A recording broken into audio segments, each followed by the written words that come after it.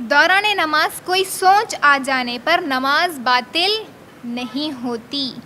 اور یہ کب ہوتا ہے؟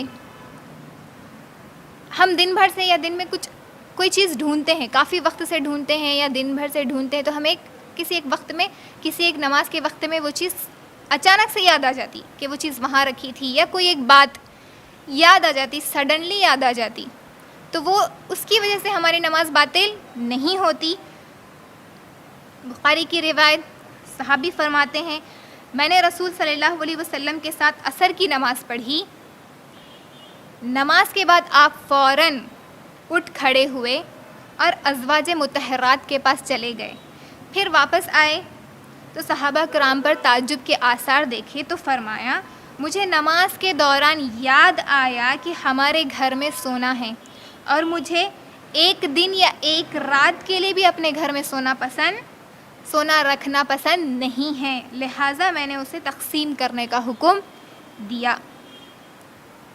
اچانک سے بات یاد آ گئی، اس سے نماز باطل نہیں ہوتی. لیکن آپ نماز میں پوری پلاننگز کر رہے، ہر چیز نماز میں سوچ رہے بولے تو یہ درست عمل نہیں ہے. خصوصاً نماز میں یاد آ گیا، کبھی خصوصاً نماز میں یاد کر رہے آپ کوئی چیز، یا آپ مکمل اس کو سوچتے جا رہے، آپ اچانک یاد آ گیا اس کو پھر اور کنٹینیوسلی سوچ رہے آپ بولے تو یہ چیز جائز نہیں ہے، یہ نہیں کر سکتے.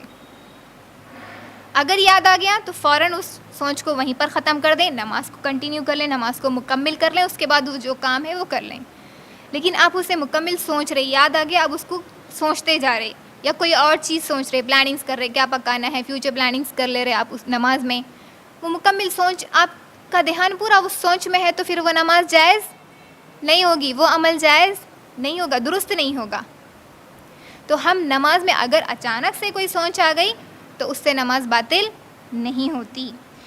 اس کے بعد شیطان کے وسوسے ڈالنے پر دوران نماز تعوذ پڑھنا جائز ہے.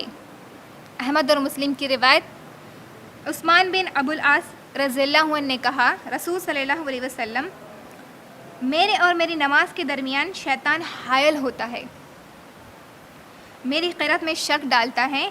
رسول صلی اللہ علیہ وسلم نے فرمایا اس شیطان کا نام خنزب ہے. جب اس کی اکساہٹ محسوس کرو تو دوران نماز ہی تعوذ پڑھو اور بائیں طرف یعنی کہ لیفٹ سائڈ دل کے اوپر 3 مرتبہ تھوکو. عثمان رضی اللہ عنہ نے وہی کیا اور وہ فرماتے ہیں کہ اس کی وجہ سے اللہ نے شیطان کو مجھ سے دور کر دیا.